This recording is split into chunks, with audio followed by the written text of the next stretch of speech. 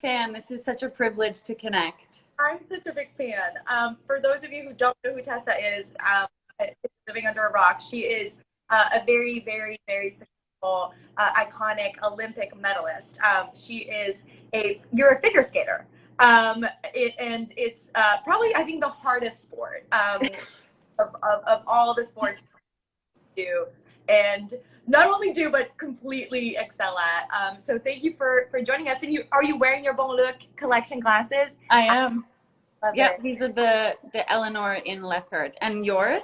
Mine are oh my God, I don't even know the name. I'm the worst. I think these are the Margos, but Okay, I love them. my San collection. And actually, because it's very sunny today, they're a little bit tinted because I'm old now, I'm a geriatric millennial. So I got the progressives. And so I kind of like it. They kind of look a little darker. Oh yeah, they look great. Also, have you been introduced?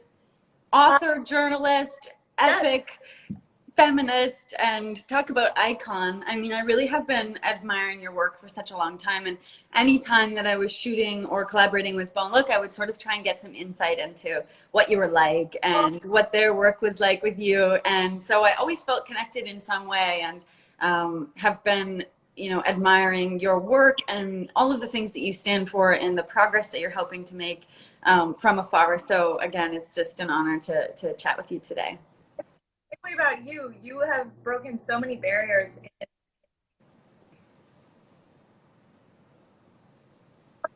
Like how, because now we're not just saying how are you, like we mean it. Um, it's been almost 2 years since the start of the P word, and we are sort of coming out of it, kind of still. What have the last 2 years been like for you? It's been so strange. I mean, what a roller coaster for everyone, right? Because I think there's this constant level of anxiety and stress and sadness and fear that we've all just learned to sort of cope with. And immediately you think, okay, that short-term fight or flight kicks in and you develop coping mechanisms. But then when you realize, like, okay, how sustainable is that? You look around and you're worried about your friends and family members and you're trying to find purpose. It's been really strange. I will say in my own personal sphere, I've been busy with work. I started a new job and I've been going to school, doing that all virtually. So I feel like I've been able to sort of challenge myself in new ways and feel like there's growth and evolution. But it's just strange. How are you? Wait, what are you studying? What is? Oh, I'm I'm finishing my MBA, last final push at the moment. And you did economics, right? Well, I went to the London School of Economics, yeah, but I to study gender and social policy because I like to do things in a weird way, unexpected. Okay, but I did do behavioral economics while I was there, so that was like Right. neuroscience. But yeah, the pandemic was, you know what? I reflect on this a lot, as we all do. I think it's brought a lot of things to the surface for a lot of people. But I like to think that the worst things that happen to us are the best things that happen to us. Like they all happen for a reason. And so I'm actually very grateful for the last year and a half. But I do feel like I'm coming out of my like I don't know. I was like in a state where I was just like, oh, it's over. Like Right. my best years are behind me or whatever. And I think a lot of people sort of felt that way, right? They kind of internalized what was completely out of their control. So yeah, I've learned a lot about control, about what I need. And I can work from home now, which is really exciting because I wasn't able to like sit still, and now I actually enjoy being in my own home. So it's been really great. But I want you to tell us about just like what you do so much work around representation and women in sports, and not only by existing as a badass in your industry, but also every time that you have the opportunity to talk about it, or even when people don't ask you about it, you really, really incredible. So, I mean, there's so much going on with women in sports. I can let you go off on it, but yeah, we've seen like the women's soccer team, obviously, go through their own scandal, but really sort of reframe it in a way that's empowering to them so that the sport changes. We've seen, I don't know, there's just so much going on around the Olympics. I'm just curious, like, how you feel about women in sports right now. It's um, it's both deeply saddening that we're in this place and we've been put in these boxes, but it's also encouraging that there is there are conversations that are being had. They're having a moment where, we can acknowledge these things head on, and hopefully we can make some systemic, real, tangible changes. And I feel like, you do a lot of work with representation, and it is just so important that when we tell young girls you can be anything, you can do anything, that they really see that and they know it exists and that it does. Beyond even just the high level, you can do sport and be physically active just for the sake of it. And that's one thing I always see the discrepancy with young boys and girls, where it's normal for young boys to sort of change sport with the season. And young girls are so often, if you're in sport, it is 100% focused. And I hope that that is starting to change, with the emphasis on the Olympics and highlighting various sports and activities and new sports coming into the mainstream. I hope that there's access, for one, and encouragement of girls to take part, to take their place, to stand up for themselves, because there are just so many impediments to to being in sport, period. It's expensive, sometimes there are transportation issues, it's difficult for families to manage, but girls, on top of all of that, have so many more barriers and pressures to face, which just breaks my heart. And it's just, when you look at all the data specifically that shows how great it is for girls, for all children, right, to be involved in sports, but there's definitely that barrier to end. And gender is certainly one of those barriers. Like I did synchronized swimming for years when I was young, and I still remember, like, almost embarrassing, but I feel like I should just say it so that we can Get it out there. Internalize that shame. But yeah.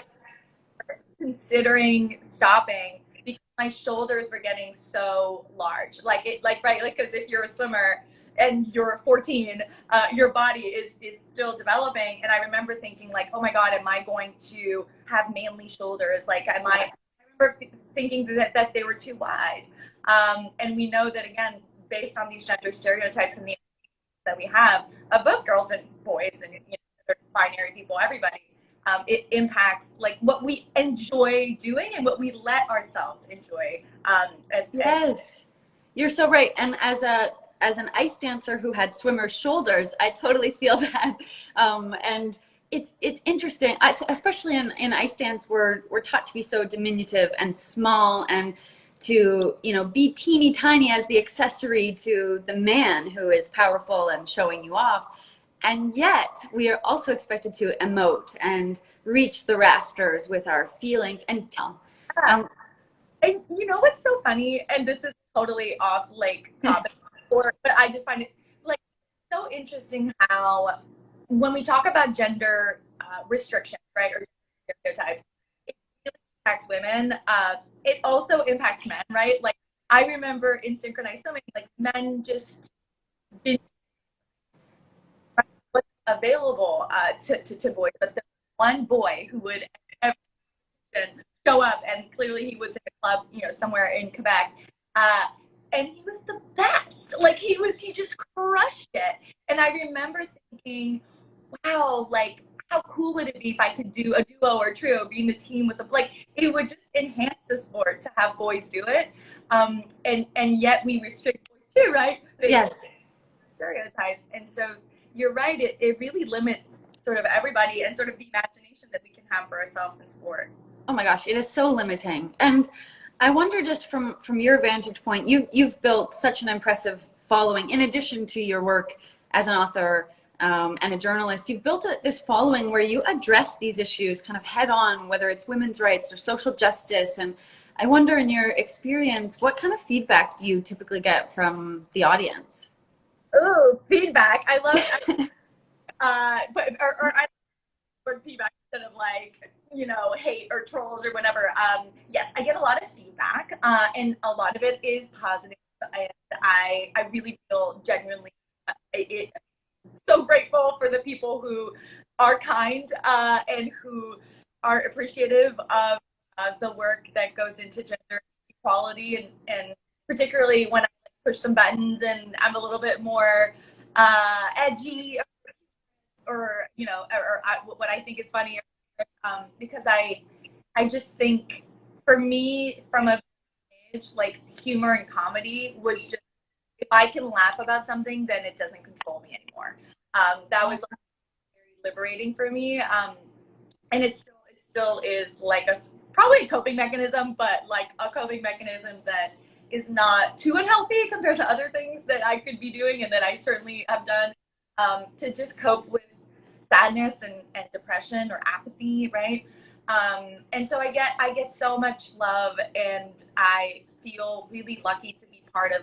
For me, it's all about community. But the first thing that I did, like, I was studying at LSE, and I started this petition around female boxers, because of the 2012 Olympics, and they wanted to force female boxers to wear skirts. And I remember, again, like 40, and I was doing boxing at the time. I was terrible at it, but I was like trying. And then suddenly I was enraged, but what was just so meaningful is that I found so many other people who felt the same way. And then I didn't feel crazy. I felt powerful.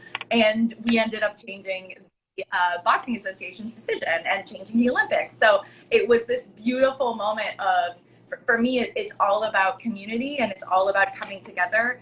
And that is like the biggest free antidepressant in the world for me, of realizing there's so many other people who just want good things in the world, and want women to be free, and want boys to be free, and want everyone to just be who they are.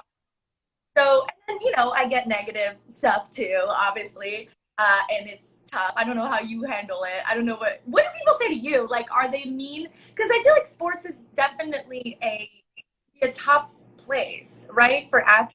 Like, there's a little bit of it that's lost. So, do you think that for women it's different than maybe some of the toxicity that male athletes get? I think so, for sure. I think there's definitely more of a focus on appearance as opposed to accomplishment or achievement.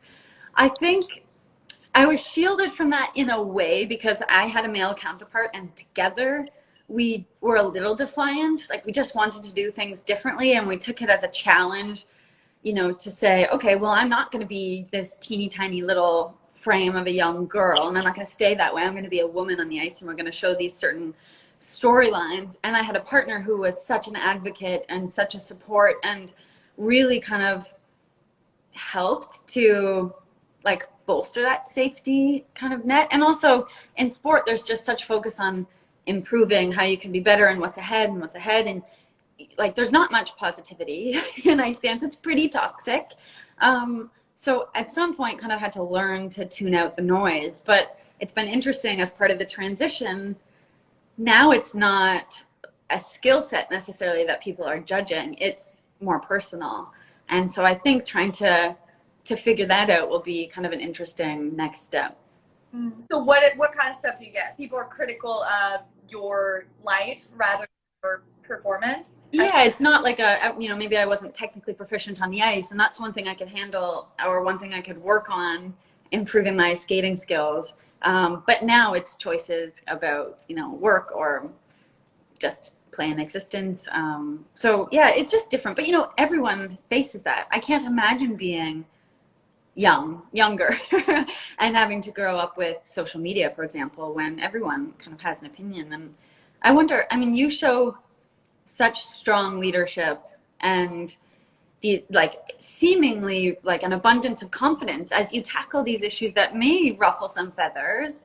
Who are the role models that inspire you? But also, like, was it always natural that this would be a central pillar, these issues and the importance of this in your life and your career? Oh my gosh, such a great question. My role models are, the women in my family and the men in my family. Like, I'm from Montreal, represent. Woohoo! I don't know if anyone else is listening to us from there, but Yeah, tell us. Poutine emoji or whatever. That'll be my next my next position. But yeah, like I just grew up. I was really lucky to grow up with parents who were, empathy and just I think also rights and social justice were just really important to people in my family, and so it just was never even like a choice for me. It felt a lot more like uh, just the natural, and I just didn't even think you could like that could be your job. I thought, well, I'll do work in policy or whatever, or like work. I was going to go into social work, and then I can be an activist on the sort of side, and be wonderful to, and completely still like baffles me that I can write about issues and pay my rent. A real gift. And I forgot your question. It was so good that I totally blanked. Just whether you always knew that that would be in your life, and then you're a model, so I think you can tell us. Yeah. So I didn't know it would be in at all, and I think that it's one thing, to I don't know. I don't have like I have like hashtag no regrets, but I also am like, wow, I got to where exactly where I'm supposed to be when I followed what I'm passionate about, and it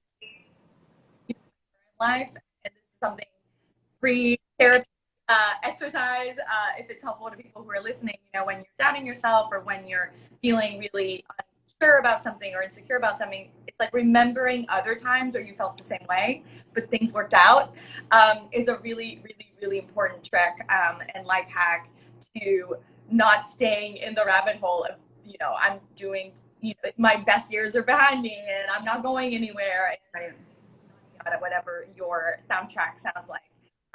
And so it's good for me to remember that every time that I've just followed what I'm passionate about, I've ended up at the right place. And my role models are definitely Bell Hooks and Audre Lorde and Angela Davis. I mean, these are the women that I read from when I was doing my bachelor's at McGill, and I just going on an amazing first date. But like every time I was in these classes, I would just be, when it clicks, you're like, oh, this is so cool. And again, I remember my mom, like I was looking through what to study, and I was like, oh, maybe social sciences, maybe development studies, and then I was like, wait, you can study women, right? Women studies, like that's a thing. That's a path. Yeah. If you find that, go do it. Wait, what about you? Were you like always like, this is what I want to do, this is what I want to be, or were you pulled in other directions, and how did you like stay on track?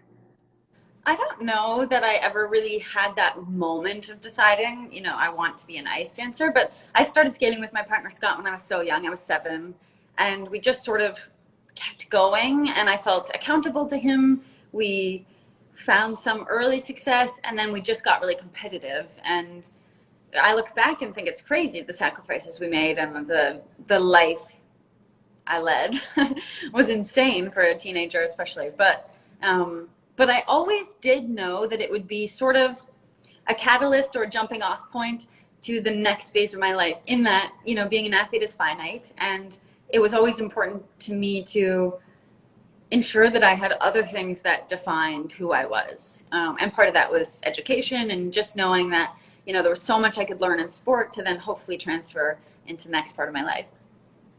That's such good advice. That's so great. Yeah. That's tough.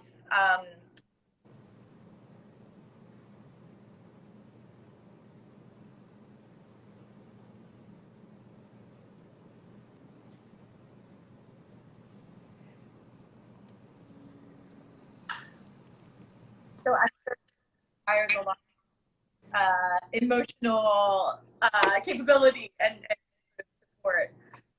So I know we're going to wrap up in a couple of minutes, but I want you to tell us about what you're doing with Bonlook, because everyone is dying to know. Well, and likewise, so these are the Eleanor frames named after my grandmother, and I I have so loved my work with Bonlook. I love how they're doing things differently and making glasses accessible, making them cool, and all the different collaborations I'd always kind of really, really loved. And I don't know if you found this, you must have, but like just so collaborative. Whatever I could dream of, they would just try and make happen. And that is kind of rare and so special to find in a company when they just really believe not only in their product, but the people that they work with in their team. I just find they really lift up the people around them. What about you? I think you have something kind of exciting in the works. So these are, thank you to people in the comments for the question in my family collection. And they're named after my best friend, Catherine, Catu, as I call her, who's also in Montreal, and I've known her since I've been like literally 2.5. And I will be coming out with a new collection just in time for Women's International Day. March 8th. And so there's still time. It's not happening right away, but we are getting ready for it. And I just totally agree with you. I can't think of a better and more lovely company to partner with. I actually weirdly went to New York, my first modeling gig, because I didn't even have I couldn't even work because I Right. and I came back to Montreal to do Bonlook was just getting started, and it was their first shoot. And so if you go down the rabbit hole, you can see me like 8 years ago wearing these frames, looking real cool. And I got free frames, and I was like life is great. I love it. There was an opportunity to partner. I just jumped on it. I was like, that is my dream. Oh, it's so cool. And they speak so highly of you. And you know what's neat about Bonlook? Somehow they're ever evolving. And yet when you see a Bonlook ad, you know it's theirs. Like there's a distinct cool factor. I remember seeing myself in the first Bonlook shoot and I was like, I'm definitely not that cool. But somehow you're making this happen. I told you, the photos that we took at my collection are photos I use for every book. Like I will just use those pictures until I die. There's a distinct style and personality, and that's how you know it's great. Like people work there and they're good. It's affordable, which is also for like me, and you break every pair of glasses you've ever owned. I literally sat on these. They survived, so there's also sturdy. Yeah, I know. What a great way to express yourself too, or to add, the fashion fun element into things. Especially now, with masks and everything, it's definitely nice to accessorize. For you, like, what can people be looking at? They go to the website on your. Yeah, a couple fun projects coming up.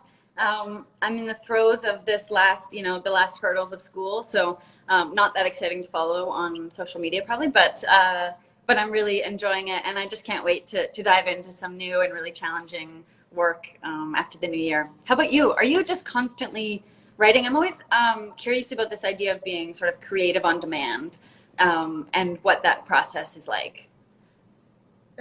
Yes, it is probably just like being an athlete on demand, right? Physically, having to perform creatively, also tough, in not at all compare myself to an Olympic athlete. The same. But yes, I'm all for, we should make it boring. Like, post videos of you doing work. You know what I mean? Like, let's just be ourselves. Instead of having to compartmentalize an ideal self that you can present to other people on these platforms. I really think, I have a love-hate relationship, as we all do, at this point with this app, this godforsaken app, which I'm super grateful for because it means we can talk to you. I'm launching, my Substack is basically a newsletter, so you can subscribe to my directly, so you don't have to go through necessarily if you don't want to go on social media and you don't.